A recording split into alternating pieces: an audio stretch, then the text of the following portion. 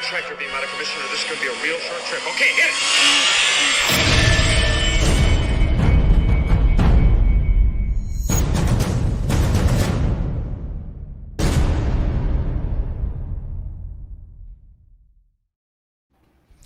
What is up, everyone? Hope everyone's having a good... What day is it? Is it Tuesday? Tuesday. I think it's Tuesday. So I hope everyone's having a good week. And we are back with another Creator Spotlight. It's been a minute, but since we've done a Creator Spotlight. Who's the last Creator Spotlight, Jay? Do you remember? Martin Rizard. That's right. That was a great one, too. And tonight we got a really great one. So I'm going to let Jason... I mean, it's Jason Eaton and Jason. So it's tough. It's a tough situation here. But, Jay, I'm going to let you introduce our guest tonight. Okay, so tonight we have Jason Eaton and the multifaceted artist, designer, scratch builder, prototyper. I mean, sort of jack of all trades. Sure. Yeah. Maybe master of all trades, master of none, but no, definitely multifaceted, very multi-talented, and definitely a great pleasure to have you join us. We're very excited. Chris is excited, and I know a few members of the community would be pretty excited about this one. And real quick, and Jason will, for the sake of convenience, it's going to be Jason, our guest, but Jason will touch upon this stuff. But guys, for those watching and those in the chat, etc., this is going to be a two-part, only because we're looking at a myriad of things that Jason has participated in over the last couple of decades. And in doing so, we're going to touch upon a lot of great things that, we sort of all have small pieces in our collections that he has either worked on directly, indirectly, etc. So it's going to be a great show. We're looking forward to it. And we're ready to rock and roll. Cool. And we're going to get into kind of the early Jason Eaton. Early days.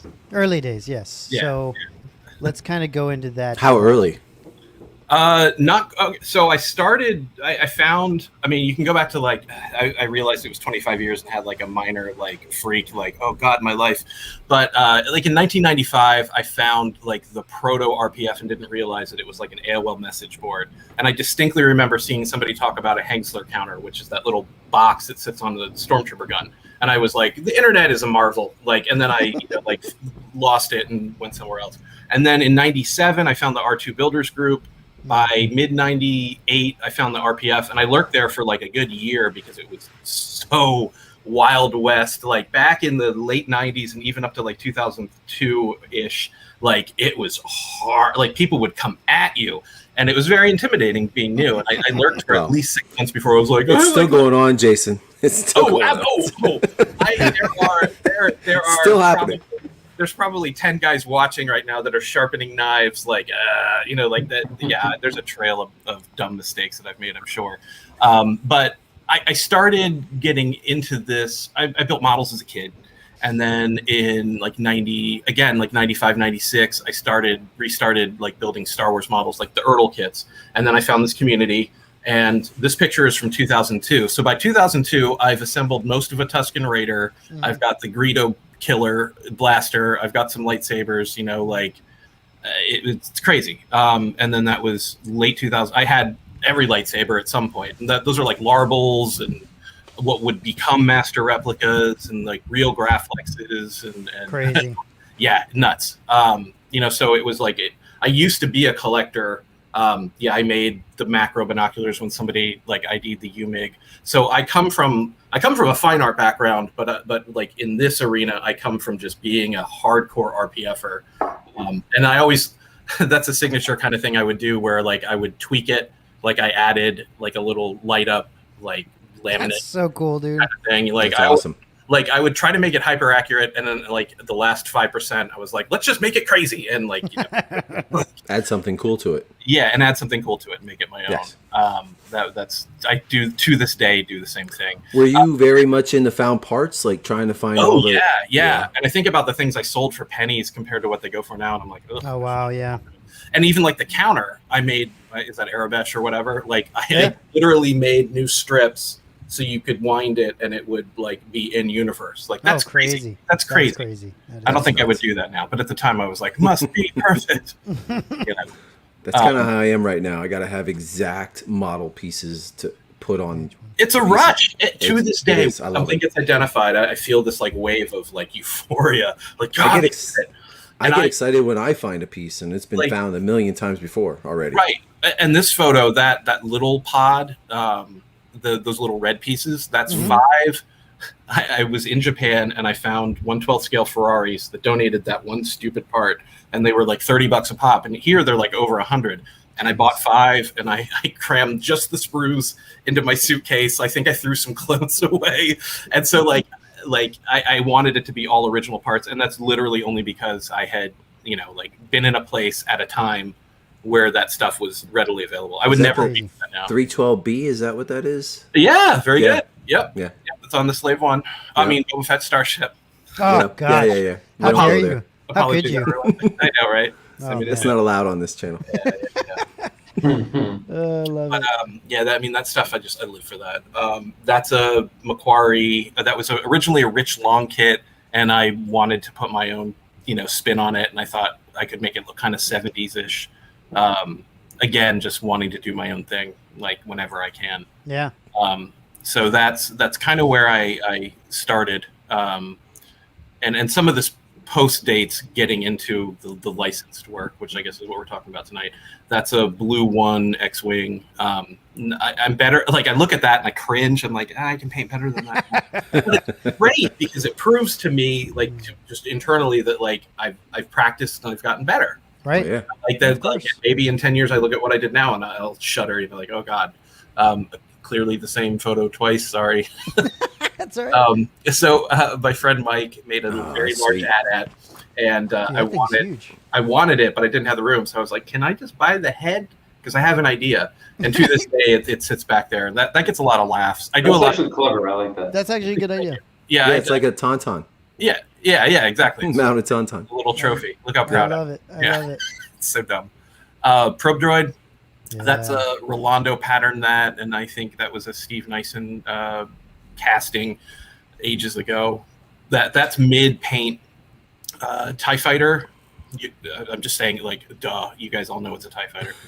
Yeah. At what point did you start scratch building? These are a lot of model kits early in your career. There was a turning point in 2003 where I got a resin kit from a guy, and it just wasn't up to like my personal standard, and I had this like moment where I was just like, I gotta tear half or more of this apart to build it to my personal like satisfaction. And by the time the dust settled, I had this like a little epiphany that was like, it would have been easier just to scratch build it. So I started scratch building stuff because I realized if I'm gonna get this stupid, hyper accurate like monkey off my back kind of thing, I'm just going to need to knuckle down and do it. And anybody can do it. It just takes time. Right. And the first couple ones you do, you'll look back on later and be like, but it's fun. And it's like making something out of nothing is a real big rush. I kind of, when I did the Sandcrawler, I looked at the back of the engine. And I'm like, I want this to look more accurate. So I started like doing my own thing on it in the back. It's just and isn't it like, it's like totally rewarding, right? Yes, I mean, when the dust settles, you're like, that's me. I did that. Yeah. And then you all the cut fingers and glued together fingers. It's all worth it. So yeah, I have. I find it rewarding to take something out of a box that you guys have made, and put it on my shelf. I envy that. Like somebody asked me, like, how did you get to where you are right now? And I'm like, it's easy. Just take 25 years and completely ruin your hands. And that's all you need to do. Hey. Like, yeah. Not a problem. Yeah. That's awesome. So Jason, let me ask. I know we're going in that direction, but where you started off specifically as a sort of passion of yours, getting into the modeling and, training yourself on that, not intentionally, but just getting into it and learning through the process and being in the community.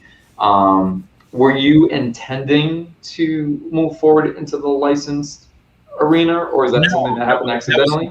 That was never intentional. That was an accident. And real quick, what you're looking at is a $600 piece of vintage Cool Shade that I very, very carefully measured, because if you mess a couple cuts up, you're humped. So those are all the TIE Fighter wings, and then I had extra for like future stuff. That's my cat for scale, I guess. I was building things. And that's That is the Slave 1 that is currently a resin kit, but that's like 3 versions before what everybody's able to buy now. And that is a long, sordid story. Many enemies were made. I call that the money pit, like Oak Island. Like, you just keep throwing money at it, and you're never going to find the treasure. Very few people have ever pulled it off. My hat off to Guy, who I think is, like way farther along than anyone else. That is a demon of a model to do. I'm working on it right now. The Salzo kit. Yeah. It's crazy. Yeah, and the Guy is scratch building his, which is just another level. Like, that's just bananas. And why on the RPF any mention of Slave 1? All the pictures are gone.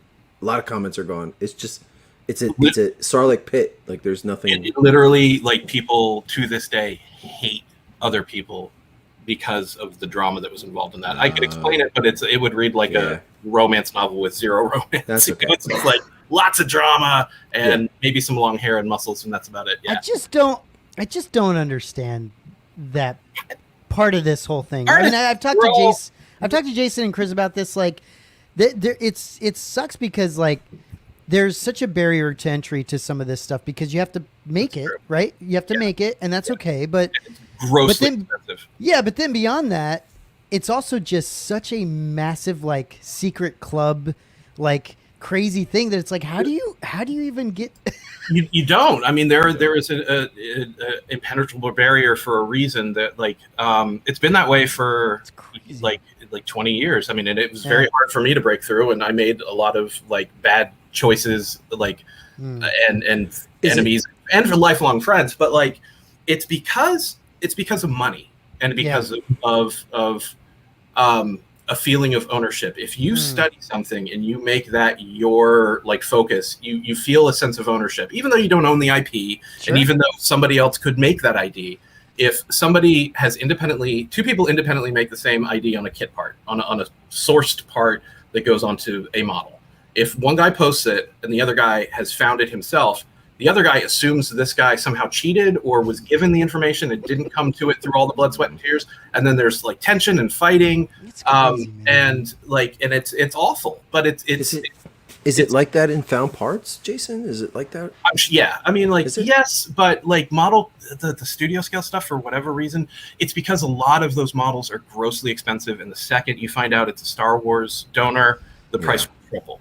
I've seen a $20 kit. Like, I don't have any problem, like, saying Bondi 148th Panther G. That used to be $20 on eBay. You need, I think ILM used 25 of those kits in A New Hope. Like, it's everywhere. It's all over the place. Then why is the Flak A88 is cheap still, right? Because it's because it got repopped. The Bondi one wasn't. There's not a lot of numbers, like, quantity-wise out there. Okay. So that Bondi model now goes for, like, $100 to $150 each. So if you want real styrene, you are going to hurt by the end of your build. And so because of that happening again and again and again, people try to guard that information because because they either haven't gotten it all yet or their buddy's trying to. It's like it's a secret club. I mean, everybody loves a secret club, right? Yeah. That's human nature. Yeah. I have ID'd very little. I'm freely admitting that, like, I'm not a part ID master. I have friends that are, like, wizards at that, and they're very helpful. And I build stuff, and I have no problem cutting a $500 model kit apart to, like, build the thing, which some guys are like, heavens, and, they faint. Right. But if I get an ID, I build the thing, and that it, like, leaves my head some magically. So, like, I'll get a message on Facebook. Somebody's like, "Hey, what did you use there?" And, like, I feel like a dick because I'm like, I don't know. I don't remember. I didn't retain that information. I didn't write it down. They're like, "You're just doing, whatever." And I'm like, I'm really not. Like, I moved on to something else. I'm sorry. Yeah, totally. Sometimes I will remember. But I mean, you're talking hundreds of kids. And sure. Oh yeah, tons. Dozens of years. It's like, I don't. Yeah. I can understand that particular part of the process I haven't prioritized in my adult brain. I think it's fine molds, Snowspeeder. Nailed it. Is that the one they use on the AT-AT? That is in scale with the Master Replicas AT-AT. So so you can buy one of those and make a little vignette. There you go, Matt. You can add us that snowspeeder to I your, know, I to your need to. kit you just I got. know. Jason, is the rumor true that when they were doing the crash snowspeeder for the signature at MR that was gifted to Carrie, and they used Carrie Fisher's snowspeeder that was gifted to her by Urban Kirshner, or is that? Oh, I don't know. Maybe. I actually have a casting of the crew gift, which is what Carrie Fisher also had. She had a real one. I had a casting of a real one because I had to restore it. I see. Okay. Parts. The scale's probably the same. I don't have a fine molds one to compare it to, but maybe. Yeah, I don't. I don't know. You're talking about the crew gift. We have a shot of that. Yeah, it's probably. I got it right here. There you go. Let's bring that up. Yeah. There you go. Oh, beautiful! Wow. Yeah.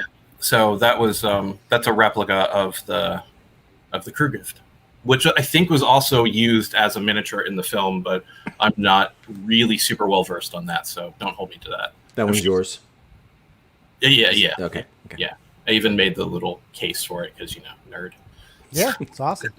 I love it. I love the bases and the displays. Oh, yeah. Yeah, I got a laser cutter in 2012, and it has served me amazingly well. Like I highly recommend buying a laser cutter. It's Jason and I are looking into getting one. Yeah, it's the craziest bit of kit you could get. It's great because you can just make awesome. bases like crazy, and it helps for scratch building, like panel lines and stuff like that. Okay. So, I didn't think of that. Yeah. Panel lines in acrylic. Yeah, I will sometimes in acrylic, or I will draft it out in Illustrator, throw down a piece of styrene, and just like kiss cut it, like it won't burn all the way through because styrene kind of melts, and then it's just snapping and sanding and. Okay, cool. So if you have a lot of repeatable shapes, it's gold for that. Oh wow! So that's the original one on the left. With anything you see that's gray is something I fabricated, and then on the right is the replica. So. Oh wow! Beautiful, fantastic. Yeah. Nice display with it too. Really I really like because it tells a little bit of a story. I like the proto look too. Yeah, anything that celebrates a design is like totally my jam. Like I love that.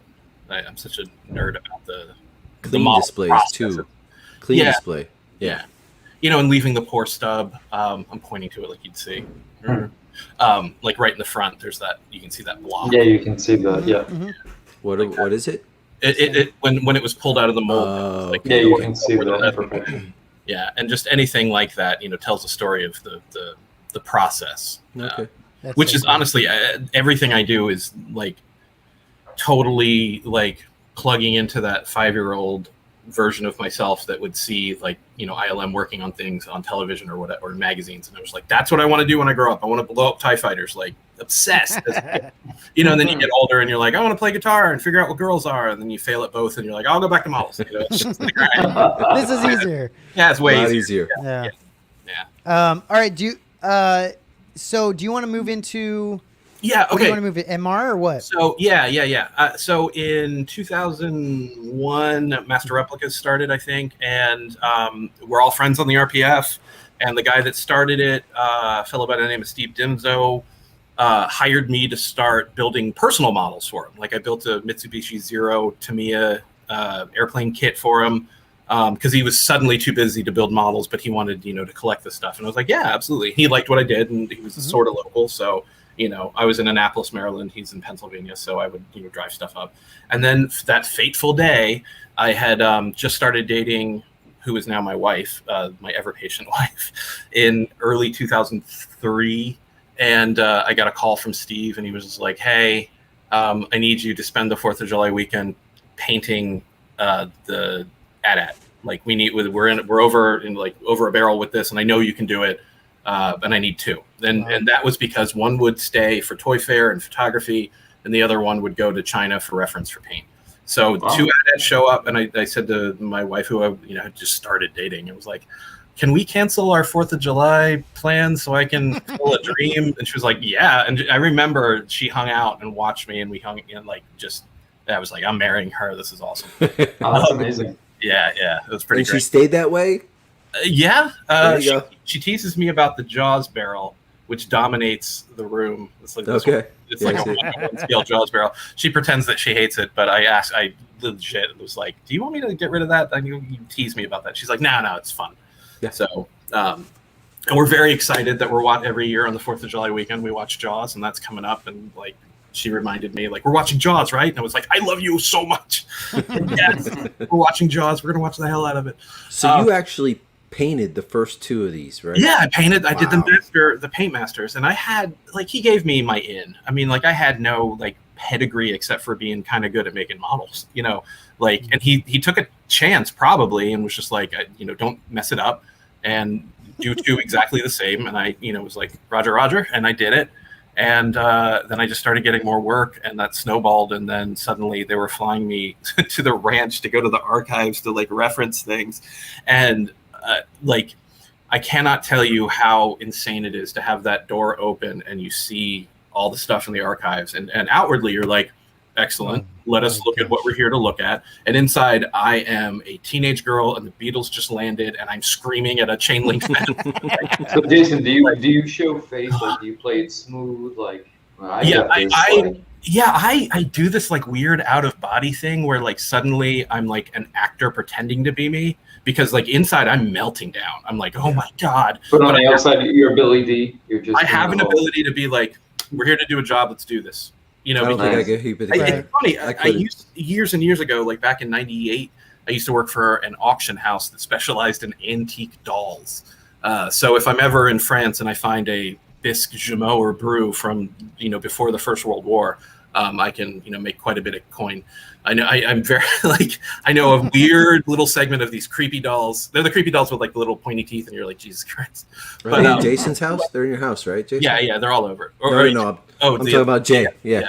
And Rice them on his shelves. And Rice has a huge collection of them. But I love Anne Rice. I learned there that there were people that worked there that were really into collecting it, and they had to keep it cool, because if they, the boss found out you were a collector, you'd get fired. And I was like, that's a good lesson to learn, because they get to play with the stuff they love, but they can be professional about it when they need to be. So that is interesting. Yeah. So pretend, be a liar.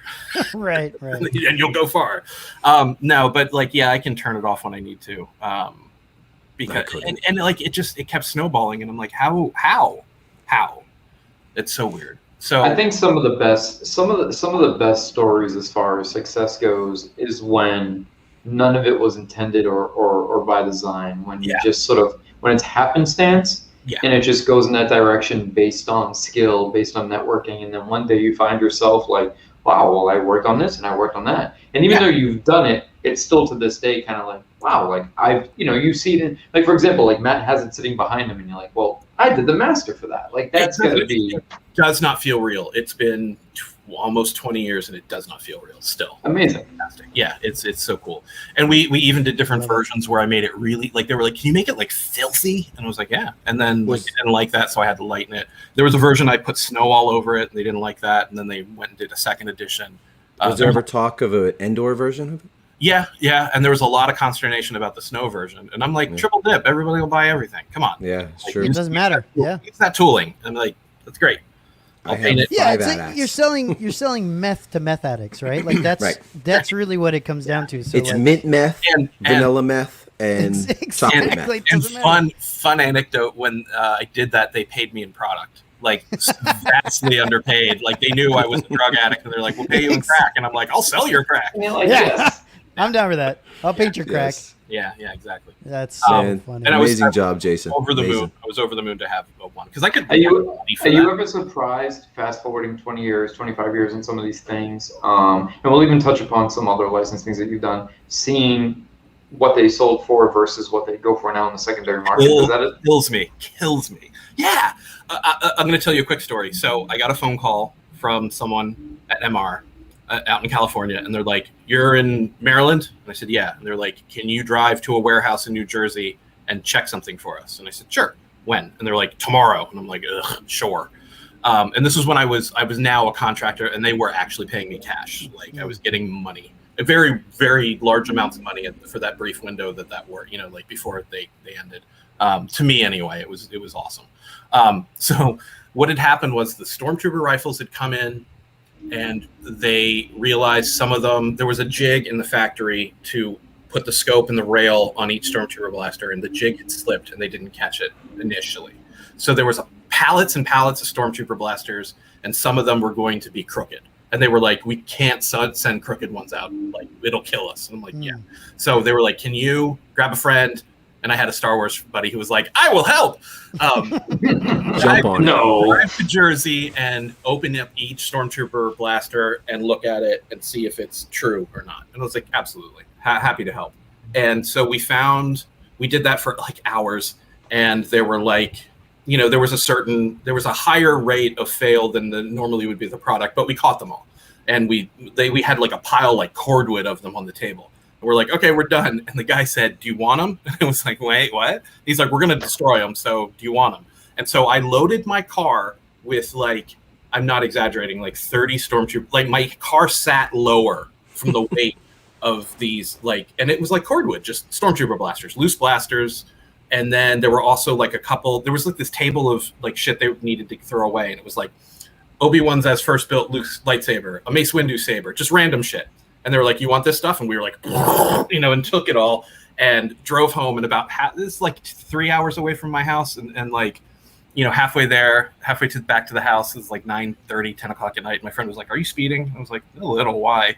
And he was like, yeah, if we get pulled over, we're going to have to explain all the machine guns in the trunk. And oh, I didn't think of that. It was like, holy crap. Yeah. And then we split them.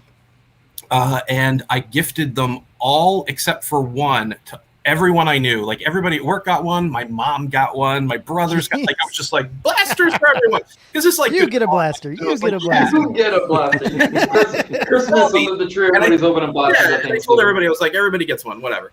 And to this day, I didn't keep one, which is so dumb. And to this day, everyone still has it. And like every once in a while, I'll go to a house and see it, and I'll be like, God damn it! Like, why didn't I'm glad you said that, because I was gonna say, anybody in the comments, don't bother Jason for the truckload of blasters he has. I have nothing. I kept nothing. It's so weird. Yeah.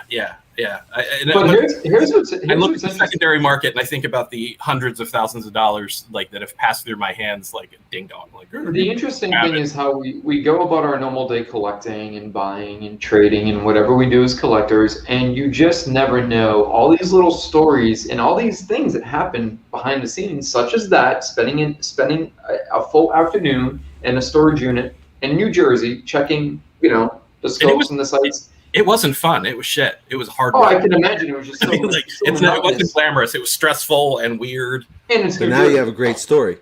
Yeah. But here's the thing. Nobody's the wiser, right? Everybody displays their pieces with pride, not knowing that it could have been a total disaster. Right. And the passion for it, I'm like, I personally don't want anyone buying something that would be, like that I would think myself, like if I bought that would be crushingly disappointing, like awful. Yeah. So yeah, absolutely. And then so that's I helped on the Falcon. I didn't do a ton, but that picture is really cool to show how well engineered everything was. It blew my mind. What a beast, huh? A super beast. I mean, like the things, like people knock it a little bit sometimes because it's polystone, but like it's a tank. That's the inside of the one that they're selling. I believe so. Yeah, that was the prototype. Okay. So I don't. Wow. If it changed, it was minor.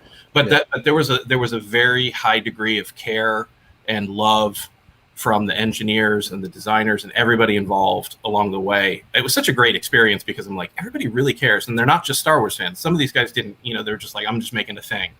But they were like, it has to be perfect.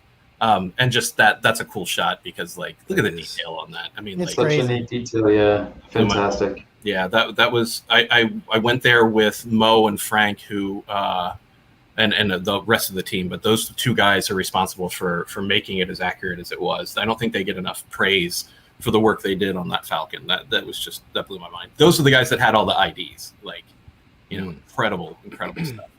And I didn't do the paint master on that one. Someone else did. But they did a fantastic job. Crazy. The factory sometimes did, like the one I got from the factory looked a little cartoony, but like you get it repainted or whatever. Yeah, they have like stencils they do, right? It's anybody that gets a factory item, like it just seems like such an impossibility to make it like accurate. It's so much time. It takes so much time to make it. Like it seems unrealistic to mass produce something like that. So what they do is fantastic in my opinion. with what they Yeah, had. I mean, this is. Yeah. That was You gotta get one, Matt. That was an exciting. I know. That was an exciting time. They blew those out at the end, man. You could have gotten that like for like. Oh, they half were giving them away. Yeah. Jason, the Yes. white parts on there are those donor kit parts? The white parts I think are styrene. There's some black parts on the back that I think are donor parts. Okay. But it could be injection plastic. Not entirely sure. There, like I can tell you for certain that all the donor parts were given to Master Replicas to reference, and then the factory recreated it.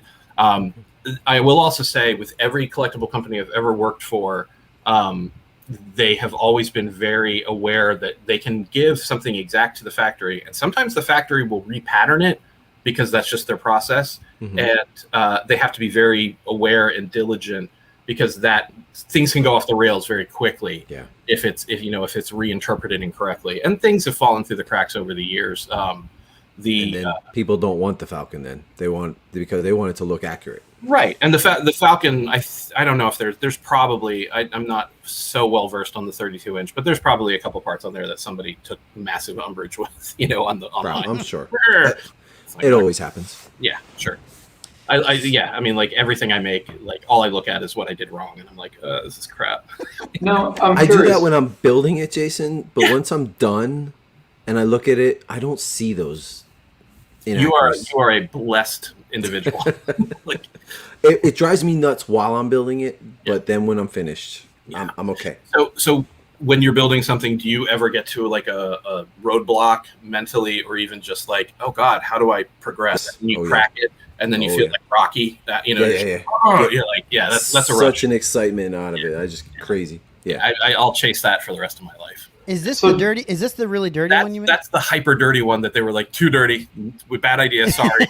Pull it back. Yeah. So, that was easy enough. I just sort of oversprayed it. Yeah. So Jason, just curious as we go through these images, when they had initially taken you on, or at least reached out specifically on starting, it wasn't necessarily, despite having the building skill as a modeler, it was more primarily at first as a painter, correct? Yeah, and I was not that great at building compared to, in my opinion. Like I wouldn't have hired at the time. Yeah, I would have been like, he's all right, but there's better out there. There's always somebody better. Like to this day, somebody's like, you're the best, and I'm like, how dare you? Like I can name like 10 guys that are way better than me at every rung on the ladder. Now this is interesting. These are the smaller ones, right? The 0.45 scale. Yeah, and that was testing different finishes for variants, which I found fascinating because that's some of that stuff. Like I don't know if that red one ever got released, but they anodized it to see if it looked cool.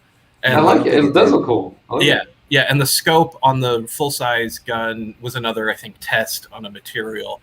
That's the stuff that really fascinated me. I'd go to the office on a trip and I'd see all this stuff, and I'm like, God, you guys are making such cool, weird stuff. What was the thought behind the .33 pieces?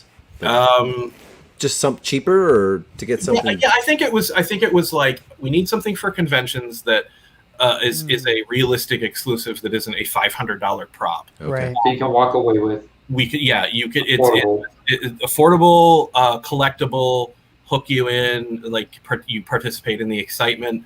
There could be exclusives that you could chase down. I personally I remember having to go to Service Merchandise to get Leia in Hoth gear in like 1996 or 7 or whatever, the 12-inch, and hating all the exclusives. Like going to Walmart at 6 in the morning to get D4s. Ugh. Yeah. It's the worst. But people love exclusives, so that totally made sense. It was just I think it was something to diversify and get people excited at a lower price point. I still have my Darth Maul one. I still have it up in my son's room. I had a bunch. I had the gold ones of every one of those, and I think I again gave them to some friends or something. I don't know. They did the same. They did the same with the helmets, right? The small helmets, the small Master Replica helmets. Yeah, I think so. Okay. They're not quite. So long ago, I forget. I think they're half scale, aren't they? Okay. Maybe. Well, the helmets are again, I think 0.45 scale. Yeah. There were riddle helmets. My friends Chris worked on those. Or I know at least one of the Chris's worked on that. Now I had another question. So, we're fast forwarding 25 years. All this research and due diligence has been done with discovering various parts and found parts and this came from this and this came from that. I mean, we just recently in this past September found that the boot chunk was the mystery chunk on the saber and other pieces. So you guys found that out that you ID'd it. I had no idea. Wait, I didn't. I know. I'm just saying this past September is like as recent as just I had no idea that got ID'd. I have held that saber in my hand. Brandon let me hold it, and he's like, "That's the part, dude." And I was like, "It looks like a knurled thing from like we thought it might have been like a tack from a piece of fancy furniture or something." Yeah, it's like from the galoshes that it's from the bottom of the boot. No kidding, that's rad. Yeah, so it was just right in September that they said, "Hey, this is it," and it was on the bunker bomb and Luke's saber. But my question or point was that as we have come so far from the days of Master Replicas specifically, a lot of people point out inaccuracies. But is it true? I guess my question is, at the time, you guys were just going off of what you saw in the archive. So if something was broken off or something was missing, that's what you used, right? It wasn't like you were taking full creative liberties. It was just there was every attempt was a complete 100% good faith effort to make it as perfect as possible and as accurate as possible. So however it stood at that time. Yeah. There used to be people who would say like, well, what they have to do is like make it 10% inaccurate, and there was never an edict from licensing that I knew of anyway. That and I talked to the licensor at some, like while you're standing there referencing things, he's there as a watcher, handler, or whatever. And I would say like, do we have to like hide anything? And he's like, I want this to look exactly like the prop that you're looking at. Yeah, I've heard that. Yeah, to the point where I would say, like that piece broke off, it should actually continue, or, something's missing. And he'd be like, it needs to look exactly like this. And I would have to dig up a photograph and show him and go like, it looked like that when it was filmed. And then he would be like, cool. I see. Okay. But yeah, I mean, it was literally every good intention. So if something like the Obi-Wan saber, we didn't have the balance pipe, I don't think was ID'd at the time. So it was, we got it as close as we thought from photos, because that wasn't, in an archive or anything. I think BACD might have recycled the parts or whatever. Maybe it's in somebody's closet still. Who knows? But yeah, no, there was never a let's just make it up to make it up. I did add graphics, the little targeting reticles on the blasters I made those, and that was just an extra fun little dumb thing to add into stuff. Like they were like, in Boba Fett's blaster, I think I like added like a target and like a little bit of airbrush that said something. I don't know. Oh yeah, it looks fantastic.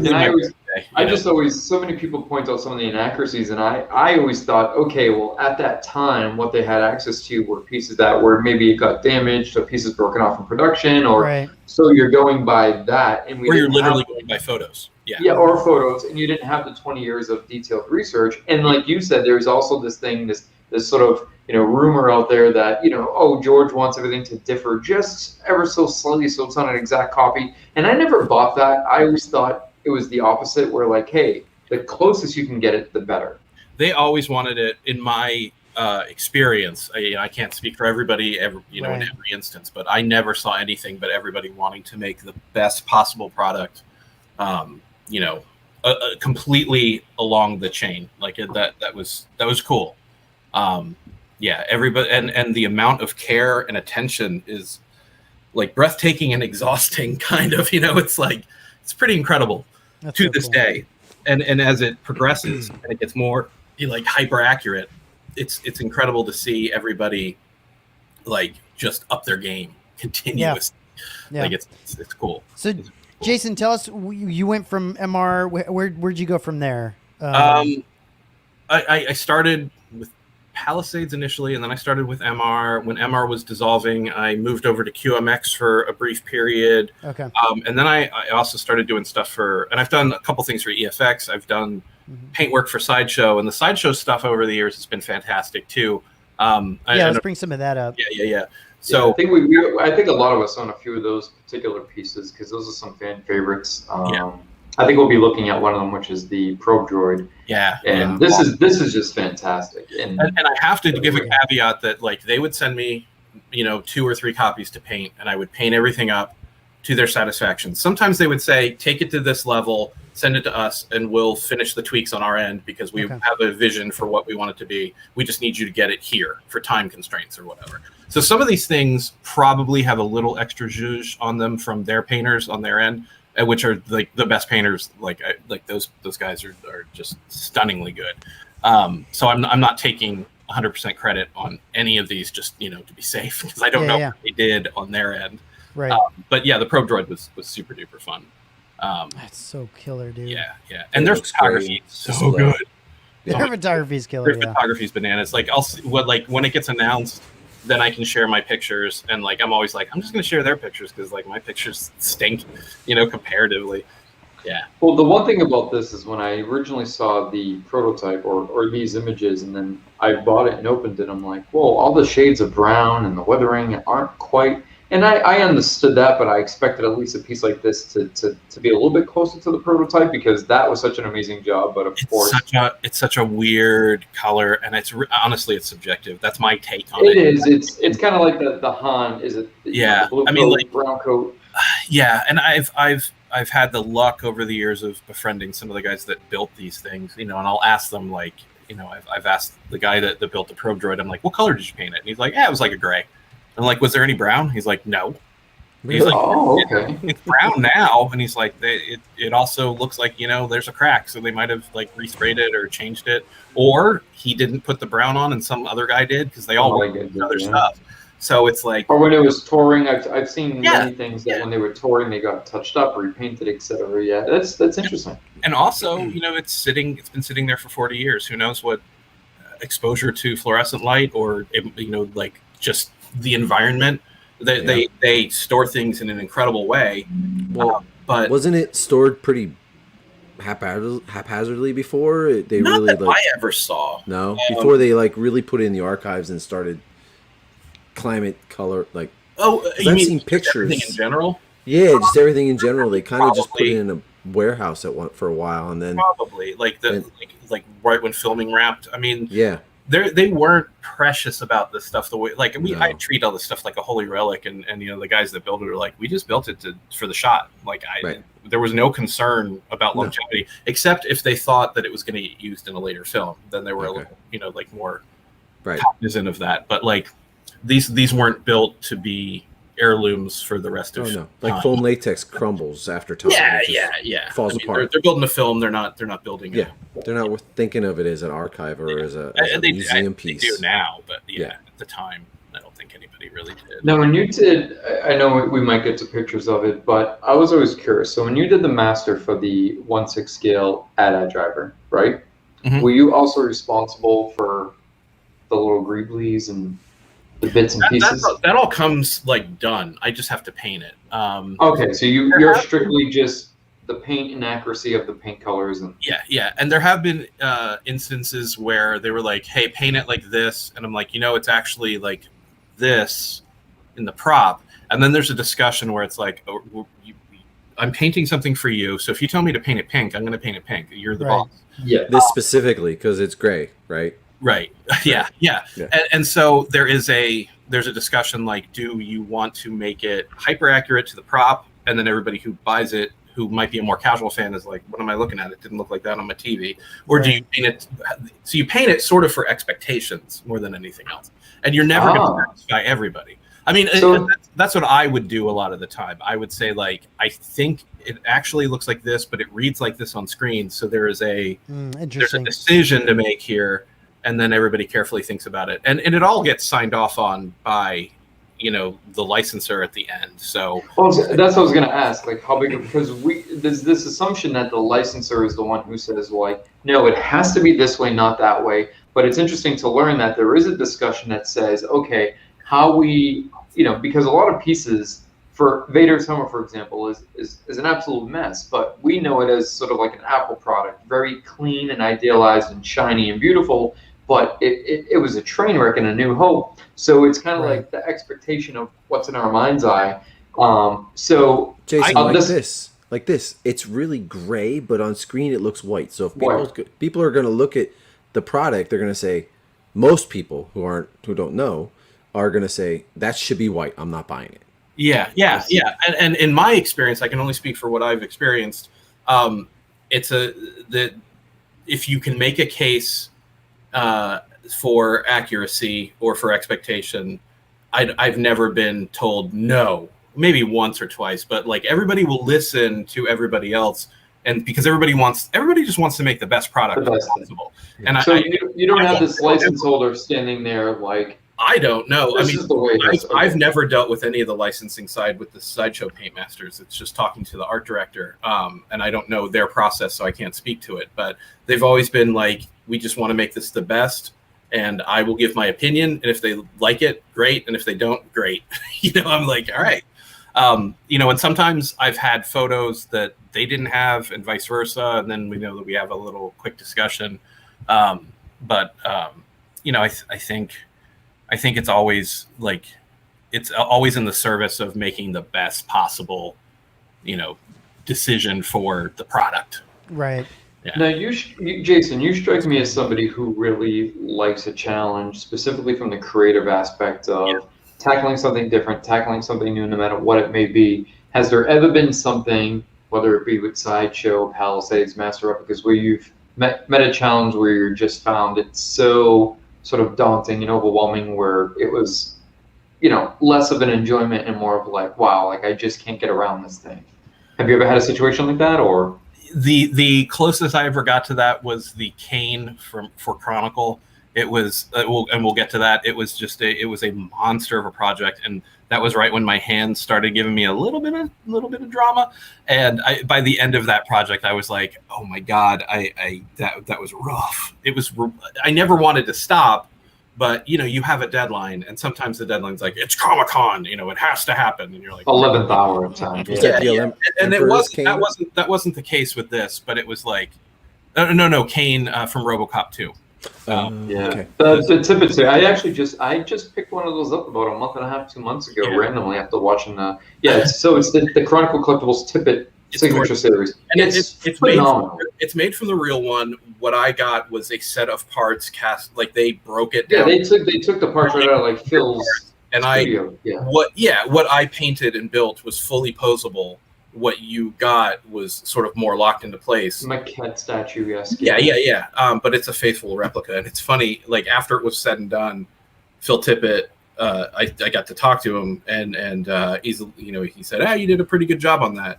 He's like, "Was it hard?" And I was like, "I wanted to kill myself." And he's just like, and he told the story. I think he was like in Japan or something. Right after RoboCop, and he said, he saw somebody had already bootlegged the Ed 209, and he was just like.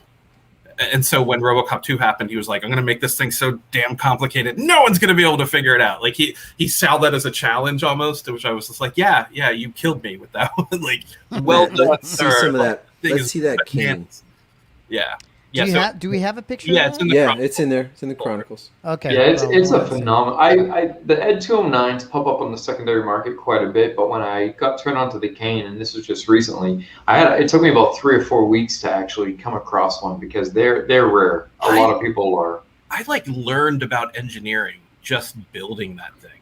Like the way it's put together, is just nuts, and that's all paint. Here's a fun tip. So. On the real one, all that gray stuff is a resin impregnated with some sort of shiny-ish material. I found a paint match, crazily enough, out of a rattle can. It's like a Rust-Oleum paint, and it was like, well, that's sorted. And then everything else is like machined aluminum with, I guess it was like painted black and then like scraped off, so you see like a little bit of black weathering on the aluminum. But to paint it, it's if anybody wants to replicate that look on resin, you do just a regular primer, and then I used Tamiya semi-gloss black, and then I sprayed all clad chrome over top of it, and it looked like machined aluminum. I was very tickled that all worked, because that was one of those hurdles where I was like, how am I going to do this? So it's crazy. Yeah, that was really, really hard. I see. Can't imagine. Yeah. That is crazy. But I look at that and I feel nothing but like out of body awe. Like who did that? Like that's like nuts. Like I must have been in a fugue state for a couple of days. It's like I love Phil's inspiration though. The hearing that story that I saw a bootleg of Ed 209 this ain't happening again. I'm gonna make it as challenging as I can for these guys to try. Yeah, I don't know if that's just something the line he said or what, but I mean, like it is leagues more complicated than you think it is. It's but that's totally Phil's mentality. I mean, from what we know of him, right? That's what's great. I mean, that's why he's Phil, you know. But what a sight for sore eyes this beauty is, and I wasn't always the biggest RoboCop fan. I mean, I'm not at all, and I had a blast. Neither am I. Yeah, it had an impact on my childhood only because of the time in which its popularity was aired at the time. But when I saw this, I marveled at it and was like, I got to put this on display because Chris and Matt, if you're unaware, this actually comes on a stand and has like a signature plaque, and it's a beautiful piece of display. I'm sure it is. Yeah, I can't remember. I'm not familiar with the character at all, to be honest. It's a stop motion tour de force. I mean, okay. RoboCop isn't. I love the movies, but I don't feel a desire to like collect any of the stuff. Right.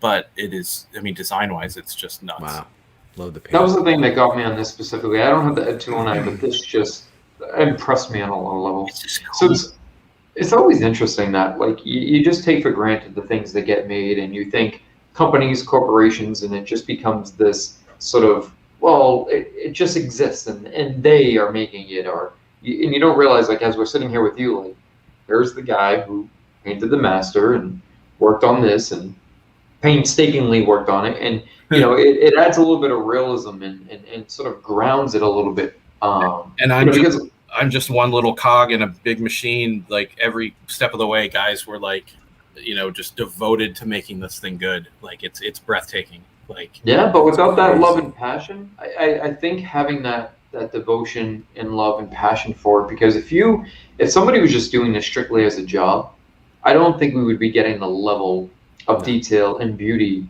So you have to have that passion, that drive, and that love to really get into it and want to give it your all and give it your best. And that's why we get the level of which we get. Yeah, it does translate. So yeah, that was that. Crazy, man. That's crazy. Yeah, it's pretty nuts. Wow. I like that view. That's cool. That's really cool. It's like that samurai warrior helmet. Yeah. Kind of vibe. And that spine on the back was like a rubber piece that like flexed a little bit. So, as he animated it, it would sort of bend with. That's crazy, man. Just the thought and care that went into that, like, blew my mind. Yeah. I wanted to look at a couple more Sideshow pieces here because you did. Let me see here. I want to talk about this real quick. So. Yeah, that was like a quarter scale fet, maybe 6 scale. I can't remember. It looks quarter scale. Quarter. I think it was quarter scale. Yeah. Yeah. Which one is that? I don't know. I think that's the one where he's kind of just in a museum stance with Jabba's grounding below him. Is it the Jedi? Oh, okay. The Jedi one? It might be there's a fat guy right now screaming at the screen. You're telling You're wrong. Look Yes. at Here's a great anecdote. When we went to the archives to reference the helmets, the hero was on tour, and we mistook the Pre-Pro 2, maybe. Again, I might also be getting this wrong, and there's probably a fat guy flipping the table like, it's a Pre-Pro 3! Apologies if I got it wrong. But we thought it was the hero, and that's what we scanned, and that's what we took pictures of and Pantones of and everything. And I got so much flack from a couple fat guys later on. They were like, you're an idiot. And I'm like, okay. I'm like, we tried. I'm sorry. But it's interesting to know for everybody watching. Yeah. This is a fantastic detail, that knowing even when you're dealing with quarter scale, 6 scale, that you guys still referenced archive imagery or archive resources. Oh, yeah. It wasn't just, hey, we're going to make Boba Fett. We're going to send it to this guy to paint it, this guy to sculpt it, and that's it. So they really tried to be true to. Okay, I like hearing that. It's interesting. I didn't know that. Yeah, I do have a memory of working on this with the backpack, and there was something where I was like, do you want me to add da-da-da-da-da to it? And they were like, what? And I sent a picture, and they were like, oh, sure, yeah, awesome. And I felt pride, like some fat guy was looking for that detail, and the fact that they got that in. You serve them all, yeah. You're welcome, random, very eagle-eyed dude. Yeah, that's awesome. So it feels like you're participating in like the magic, honestly. I mean, like when I was asked to do that ad, there was this like moment where I'm like, I've made it. I'm gonna make something that's licensed. Like, oh my god, and little did I know like how much other crazy crap I'd figure out or stumble into. Right. But like, such a rush. Like, but you've also done some bases for things and stuff. Yeah, like yeah, that, yeah. Right? So every once in a while, I would get like, hey, can you make 2 bases for this? Like, we're taking care of the droids. We just need the bases done. Like, I think I was good at like doing dirty mechanical crap. Yeah. So did you design the base or just? No. They would come like. I loved working on Sideshow stuff every time because I knew what was coming didn't have to be sanded, didn't have to be cleaned up. It was like this insanely well molded, just ready to rock and roll. Yeah, ready. Sometimes they would prime it, and I was like, "You guys are spoiling me," like, "Oh, thank you." Yeah. What would you say is your favorite thing that you've worked on for, like, Master Replicas, Sideshow, Chronicles? What was your favorite thing to actually for Master Replicas? The AT-AT, it just because it was like that's the flashpoint. Mm-hmm. God, for Sideshow, that's an excellent question. The Boba Fett was really hard and really exciting to work on. There's a black R2 that is from maybe Rogue One or maybe one of the prequels. That was exciting only because they sent me the project and they were like, it's for one of the new movies, and it even had a code word. They wouldn't even tell me the name of the thing, and there wasn't. Oh, so you had like the pre? Okay. Yeah, it was way before the movie came out, and I thought it was going to be somebody's droid, and it's a droid in the background that's like, yeah, that guy.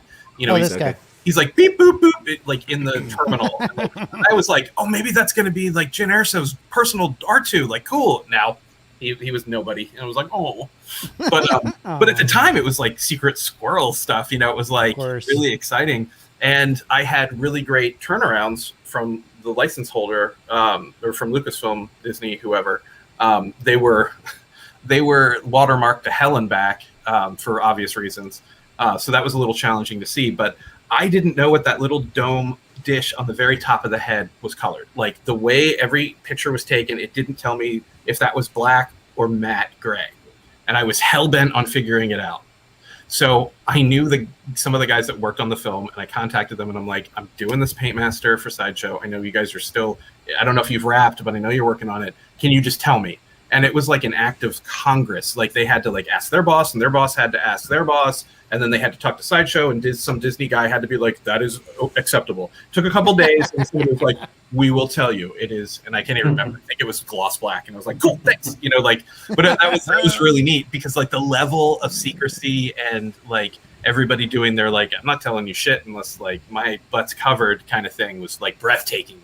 And that was exciting. That was I'm participating in really intense James Bond stuff. James Bond. That's crazy. It's gloss black now. Chain them in the basement. Exactly. Right, exactly. It's if you tell anyone you're dead, and it's okay. Now let me ask you this, and I know this is. And R5D4. That's my favorite thing that I painted for Sideshow.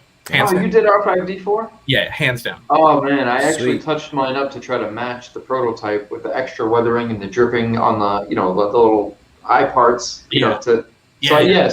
I'm pointing as if you can see, but the one that you actually receive is just a lot more watered down with the weathering. So I took a couple washes and try to match this to the best of my ability, and I feel confident with it. It looks good, but because this is how he's represented in the movie, and I feel like this is spot on. Yeah, where you get him and he's so clean. I used an acrylic out of the bottle. I still have it. I'll let you know what it is. It's a brown. It's an umber, raw umber, burnt umber. I can't remember. It might be a golden color. And I literally just stippled it, let it almost dry, and then sort of scraped. And there you go. It's beautiful. That's it. Yeah. Secret formula.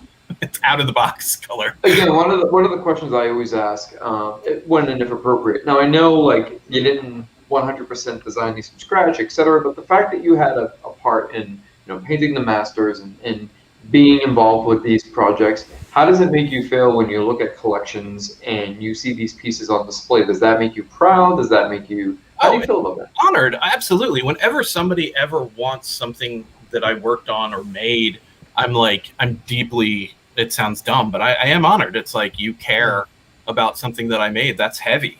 That's cool. More angles of this? It's a rush. I don't think so, no. I think he's... Sorry. I don't... No, you're fine. I think this is the only one. And he's just such a great droid. Funny enough, that little holographic stuff isn't accurate to I think in the film it's 4 little circles in every one of the squares. It's burnished in or whatever. But I had this holographic vinyl sheet since high school. Like that piece of vinyl is like 30 or 40 years old, or 30, 25 years old, whatever, 100 years old. And I knew where it was, and I never used it. And I'm like, one day I'm gonna need this dumb piece of like holographic like nonsense. And then this project happened, and I was just like, I know what to do. And I like cut a piece out, and I remember I cut it out, I glued it down, I took a picture, I sent it to the boss, and he was just like, sold. And I was like, ha ha. Oh my god, I love that, Jason, because when I first saw that, I was like, this looks like something off of Trapper Keeper. Like it just had that feel, And I'm like, that's like one of those vintage stickers that just has that. Sandy Frank, yeah, like unicorn puffy sticker, total from that like vibe. Love it, yeah. It had that overall look. Yeah, so this is one of my. Jesse Hernandez designed these, and you did the paint on these. Yeah, on that one, yeah. That I'm sorry to admit that I know nothing about the Marvel universe. Really, I never. That's okay. Yeah, none of us do. We don't give a shit. There's like one guy out there. The comic books I read were Flaming Carrot and 8 Ball by Daniel Close. So there's like one comic guy that's like, excellent. Or like Zippy the Pinhead. Like I like the weirder Linda Barry, like City Paper type of like punk rock comic-y type stuff. I just never got into it. Like, and that has saved me hundreds of thousands of dollars because I don't feel the need to own the Captain America shield. And if I did, I'd be like, living under a bridge, destitute. Anyway, they were like, hey, can you paint an Iron Man, but it's like an Aztec god Iron Man or something? I was like, yeah, just let me know what Iron Man looks like. I knew on a piece like this, Jason, on a piece like this, are you in contact with the artist who, like Jesse? I did. Jesse is somebody I actually know pretty well. I had his art. Okay, so he had done like a paint guide that he envisioned, and I think I followed that. If I'm remembering. Okay, so there was that, and then they probably, as a liaison, went between you and went between you. Okay. And I think the next picture shows the glitz and the glamour of Paint Masters. If the sequence. Yeah, let me hold on 1 second. Yeah. Is it this way? Oh, it's the other way. Sorry. Yeah. Batman heads. Yeah. So this, anybody that wants to get into this, just prepare yourself for so much taping. It's like 20 hours of tape, and then you go, tss, tss, and then you wait, and you rip all the tape off, and you're like, this is my life.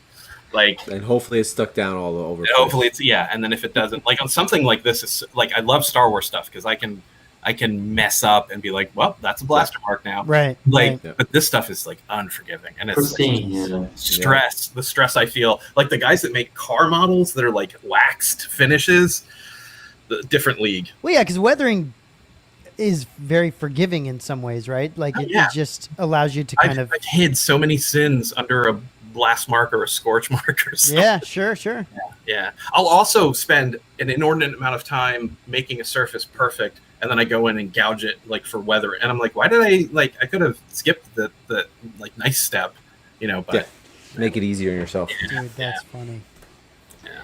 Well, I think they're I mean, almost every piece we've seen so far, I can't almost everybody watching and reading the chat at least owns one of these pieces, if not more than one, which is so interesting. Because, that's crazy.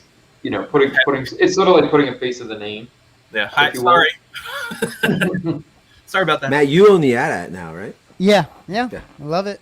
I love it. I mean, I wish I had picked it up a long time ago. That would have saved me some money. But what do they sell for now? I don't even want to know. Like we'll talk. It depends if you can get a good deal. But they're not they go like $3K and up. Yeah. But I mean, they're cool. Oh, they're awesome. They're beautifully done. They're beautifully freaking done. Love it. And they are engineered like I wouldn't recommend sitting on it, but when that was designed, I remember talking to the designer who did it in Pro-E. I think his name was Chris Fruhoff, and he's like, they were so concerned that thing might fall over if it wasn't. The reinforcement in that thing is like breathtakingly. Dude, I had that thing shipped from I think it shipped from Florida to me in California. I'm in San Diego, and it was fine. Like he had the actual packaging, and the packaging was amazing. The way they packaged the whole thing, and you flip the box over, and it's crazy. Were you involved in the Y-Wing or the Snowspeeder at all? I did the Paintmaster for the Snowspeeder. It's funny. I introduced Steve Nyson to them because I knew he was working on a pattern, and that started his ascent into like making amazing replicas for licensed companies. His team did the Y-Wing, and that was really interesting too because there was a little bit of concern at first. It's like, this is a fan build, and I sold it as yes, but it's correct. So consider him a contractor. Like you're hiring a guy who just happened to do it already, and if you want it, it's right. And we took that prototype to the archive and held it up against a real Y-Wing, and we were like, that's that. And the licensor, any concerns the licensor had that we were going to use like a fan sculpt, he was like, no, nailed it. Like, those guys are good. Yep. Move on. It's fantastic to hear the steps involved. Wow. Yeah, that was a weird one. Like, that wasn't normal. And the only thing I did, I built most of the prototype that was going to be the Paintmaster, and then I put a part on wrong. I vividly remember this. I put a part on wrong, and I went to pop it off with the X-Acto blade, and it slipped. And I remember thinking, like, hey, don't cut your hand. And I gave myself 11 stitches down the side of my hand. I don't know if you can see it, but like that was like 2 weeks before my wedding day. Fantastic! And of course, you saw the whole thing play out in slow motion. Oh my god! So I'm holding my hand like this, and I walk over to Jason, my friend, and I go, I cut myself, and he's on the phone with somebody else, and he's just like, and I went like that, and the blood just went, and he was like, call you back, and like, I held it. He drove me to the hospital. I'm like, I don't want to get blood on my shirt, like it's like. Meanwhile, it's like, and I'm like seeing all the little like hamsters on wheels in there, all the ligaments moving around, and I'm like, whoa. And I worked on a floor. For my 9 to 5 where a clinical director was, and he hadn't taken anybody's stitches out in like 15 years. And like, it was the day before my wedding. It was like that. I got married on a Saturday. It was Friday, and I wanted to get my stitches out for photos, and it had been long enough. And he grabs the kit, and he goes, and all this dust comes off. He's like, take this out. I'm like, and he just went pop, pop, pop, pop. And then like in the pictures, it's a little red, but because I went on a honeymoon, I didn't get to do the Paintmaster for that. It reminds me of that UHF reference. Just call me Mr. Butterfingers. It's like nice. The blood just spurting out. Yeah. Oh my god, that was my biggest cut to this day. It was like, that was a bad one. Except for the surgeries, that was intentional. But this, doing it live, like. And I remember when I was in the ER on the gurney or whatever, and the attendant is starting to stitch me up, and he's like, "You did a fantastic job. You didn't hit anything that would need like surgery." And I'm like, "Okay." And we were cracking jokes, and he kept laughing. And like the last 2 stitches I felt because the local had worn off, and he's like, "This is what you get for making me laugh." I had, like, you're Mr. Wise Guy. I'm like, Can you imagine? Just like, tell me, will I ever paint again? Yeah, exactly. It's like one of those. Yeah, it's crazy. I have a picture somewhere of like 2 like hand things, and one of them just has eyes, and this one has all the stitches. And I was like, this is Captain Picard, and this is Geordie LaForge because it looked like the visor, like dumb crap. Like, yeah, I don't recommend injuring yourself. It seems to happen often when we make these things. Dude, that's awesome. Do you have any more of the Sideshow pictures, Matt? In there? Yeah, we got some. Let's see here. We've got. Let me bring up. Yeah, it's just so cool, all the different pieces. What I think is interesting, while you're pulling up the pics, Matt, if we can pull up a few more before we get ready to transition out. What I think is interesting is, for the longest time, we've had so many conversations of, opinions and rumors, and again, I know we're not taking what you say as authority, Jason, because, I don't want to quote you per se. Your experience was what it was, and you don't know all the other steps that were taking place behind the scenes. But nonetheless, there's so many things that you were able to say, like, hey, like, this is how we did it, or if we worked on something, most of the time, if not, more than, we've referenced imagery or resources in the archives. And I think everybody just assumes when you're doing something like purchasing a statue or purchasing something that's highly mass produced that, they just kind of did that from, from the eye or off the top of the head. And it's interesting to know that they, especially with Lucas and the archives in general and the license around Star Wars, how much actually goes into the process start to finish. So the love and care every step of the way is phenomenal. Like, and the amount of people involved, it's fascinating. It is. Whenever I read like cynicism on the web about in the collecting field, I'm like, man, you guys like. If they only knew.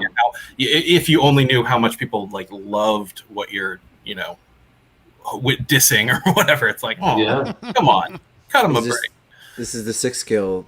I got to do. Forlum. Yeah, and I wouldn't do the soft goods. I only ever did like heads and hands and stuff. And fun tip: your hand can also be a palette for your paint. I've done that from time to time. That is a fun tip. Yeah, I've used that for mixing. Yeah. It's always great to do that. Forget you did it, and then go out and go to the grocery store, and they're looking at you like, "What kind of like leprosy do you have?" And it's like, "I'm an artist," and then they're like, "That's even worse." Yeah. So that another great figure too. Beautiful figure. I actually own the Bounty Hunters, and this one looks amazing. That was a really fun one to do. The Bounty Hunters are just so cool. They were like, "Do you want to do a Bounty Hunter?" And I'm like, "Try and stop me!" Like, yes. I love that. I love that. So cool. See, that's when you get with somebody who has that love and passion. Yeah, that's cool. Yeah, I did Zuckus and Forlom and IG. Oh, you did Forlom. Really? You did Forlom? Yeah, I did a redo of IG-88. I think they had released it and then they re-released him. I think. I can't remember. Yeah, there's. There we go. Wow. And that was a really interesting thing because he's blue in the archives, like his suit is blue, but apparently that was oversprayed, overpainted. Yeah, I just found that out today. I was talking to somebody. Yeah, so I was like, he's blue. Was he brown in the movie only because of lighting? And this was a definite decision where they were like, make him look like he looked on film, because if you paint him blue, everyone's going to be like, why is he blue? Yeah. So is it one of those things where it had the blue where you like had to look at it at certain angles and then maybe you see the blue they, kind of they painted it later. I just found out today. Yeah. At the time we thought maybe it was a trick of the light, but I think he's been resprayed. Because there's chips of the blue and it shows that paint underneath. Oh, cool. Yeah. What's funny about this, Jason, is so again, this compared to what you get, in the retail package is a lot different. So what I had done is, the little Tamiya, they look like a little makeup kit with the brush. You get like a 3-color. Yeah. So I had taken the rust or soot or whatever color it was, and in the crevices of the sort of 3PO. I mimicked that to give it that sort of rustic, dusty look.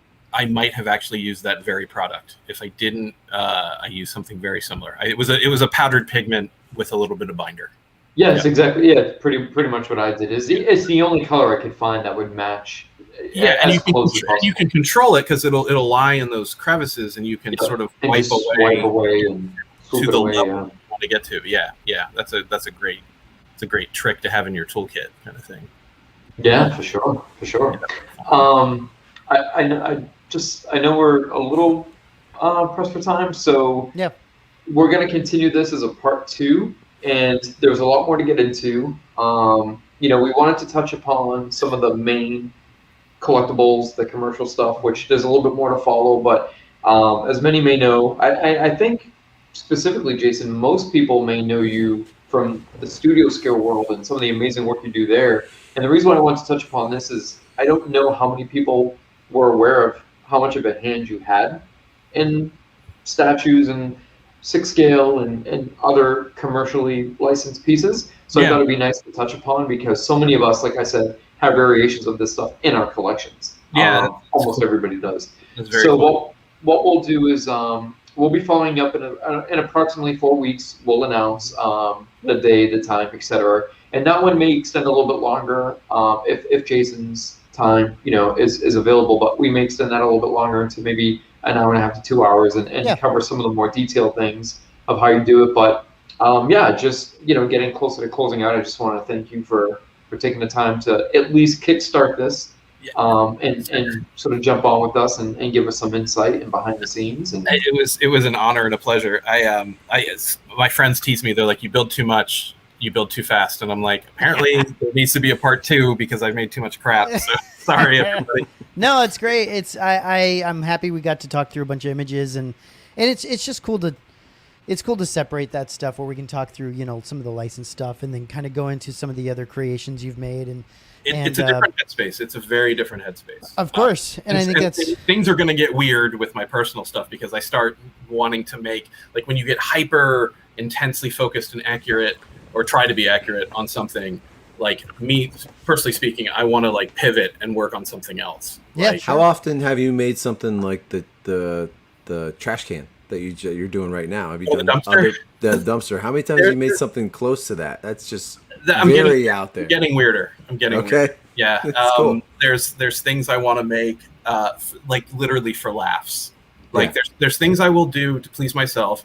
There's things I'll do to please my wife. She plays Animal Crossing, and her favorite character is Ava the bird. So like I'm gonna paint up this little figurine for her desk, like that's great, huh? And the whole time I'm doing it, I'll be like, I love Ava, I love my wife. You know, like it's just like this fun little thing.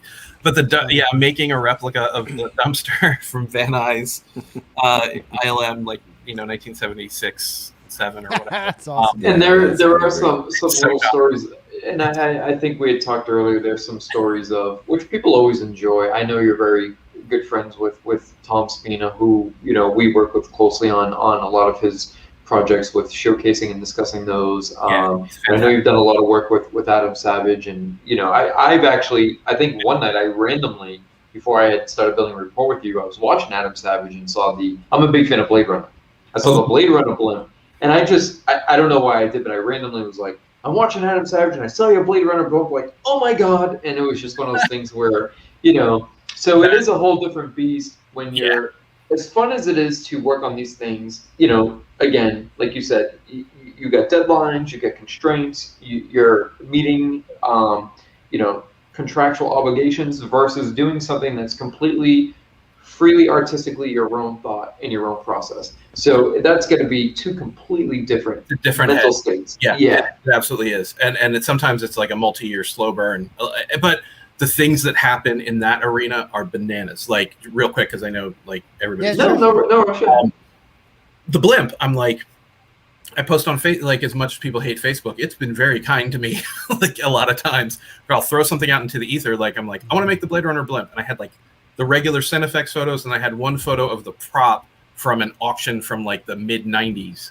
And I found an LCD screen that was like 10 inches long or 10 inches whatever. And I thought that's like perfect half scale. So I'm making a half scale blimp. And I just said, I posted I had blown it up, printed it out, and put like the raw CR or LCD screen on top of it that fit. And I'm like, I'm going to make this. And then I get contacted by the guy, my friend Charlie, and he's like, I put the Blu-rays together. Do you want the ad to put into the thing? And I'm like, well, now I'm absolutely building it. Yes, please, thank you. Like that doesn't happen. Like how did that happen? Because I had like this nebulous idea that maybe I'll just take stills and they'll like be a slideshow, and suddenly I can put the actual art, like the source material, and make that loop. And then I had to like, that's crazy. Just start shoveling money at people I knew who like program the lights and like do that kind of stuff. Like, just throw money at it. It's easy. The rest of it just falls into place. When I saw it, I'm like, that looks better than the one in the movie. I was like, look at that. I was just flabbergasted. And then like, I'm like, one day I'd love to like just say hi to Bill George, the guy who built it, and be like, like I'm just a big fan. And now like we're friends. Like just over the years, like. And it's out of body sometimes because I'm like, he built the blimp. Like, remember how you were like, he's a hero, and like he's like, you just chat with him now.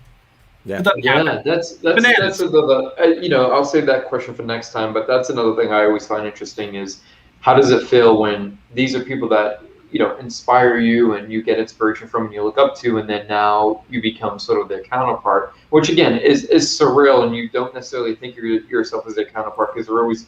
You always see yourself here and to you there, Yeah, they're on Olympus and I'm below mowing the lawn. Yeah, but it's still one of those things where you eventually get to that point where you're like, wow, like I'm able to develop this and it's within. Yeah, so that's I think it'll be a great conversation to revisit moving in that direction. I have to say that like every single time I've ever had a chance to talk to any of those guys, they're like the nicest people on the planet. Like it's fascinating. Cool. Like, they always say, don't meet your heroes. You meet the guitarist that you really like, the guy's like a jerk or whatever. Everybody's always been totally cool. Like even the ones that have like a reputation for being a little cranky or whatever, like they're nice. And when they know that you're building something and that you're cut from a similar cloth, then they're even like more like, wow, really? You give a crap about that? Like, that's great. Like, and then it just sort of evolves from there. Yeah. It's trippy. It's so weird. So weird. Looking forward to that show. Yeah, that's a fun thing to sort of mix with. Yeah, guys. Thank you again, Jason, for coming on and Thank you for having me. For your time. We appreciate your time. And Chris, Jason, thanks for your time as well. Like we'll have another part 2, guys, down the line. And yeah, that was fun. That was a good time looking at all that stuff. It's awesome. Cool. So good next time. Yeah. We'll see you guys next time. Is that work, Jason? Are you good? Yeah, I'm game. That's perfect. Let's do it. Yeah. Perfect. I'm excited for that. Yeah. All right, guys, we will see you next time and have a good rest of your week. Appreciate it. Bye, everybody.